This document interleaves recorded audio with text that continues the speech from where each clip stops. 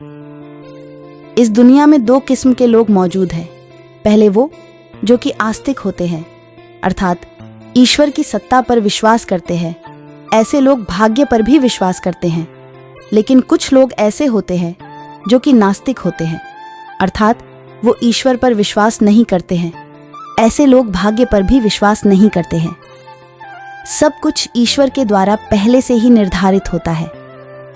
जब बच्चा धरती पर जन्म लेता है तो उसके जन्म से पूर्व ही उसके भाग्य का निर्धारण ईश्वर द्वारा कर दिया जाता है। ऐसे में कुछ लोग ये कहेंगे कि जब सब कुछ हमारे भाग्य में पहले से ही निर्धारित है तो हमें कर्म करने की क्या आवश्यकता है। लेकिन कर्म करना बहुत ज़रूरी है, क्योंकि जो हम कर्म करते हैं इसी कर्म के आधार पर हमारा अगला जन्म निर्धारित होता है। कंस की मृत्यु की आकाशवाणी पहले ही हो चुकी थी, जिसमें कहा गया था कि देवकी के गर्भ से स्वयं भगवान जन्म लेंगे, जो कि देवकी का 8वां संतान होगा और उसी के हाथों कंस का वध होगा।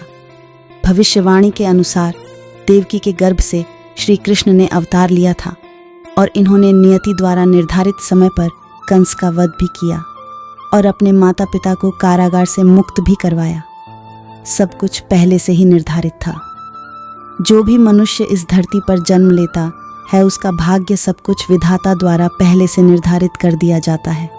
जैसे कि शिशु का जन्म कब, कहाँ तथा कैसे होगा, उसके जीवन में क्या क्या घटनाएं घटित होंगी, उसका विवाह कब, कहाँ तथा कैसे होगा और किससे होगा, बच्चा अपने जीवन में कितना कमाएगा और कितनी प्रॉपर्टी बनाएगा, बच्चे की मृत्यु कब, कहाँ तथा कैसे होगी, ये सब कुछ पहले से ही निर्धारित होता है। एक बार जो विधाता ने लिख दिया वो चाहकर भी नहीं बदला जा सकता है। वो घटित होना ही होना है तथा इसे कोई नहीं रोक सकता है।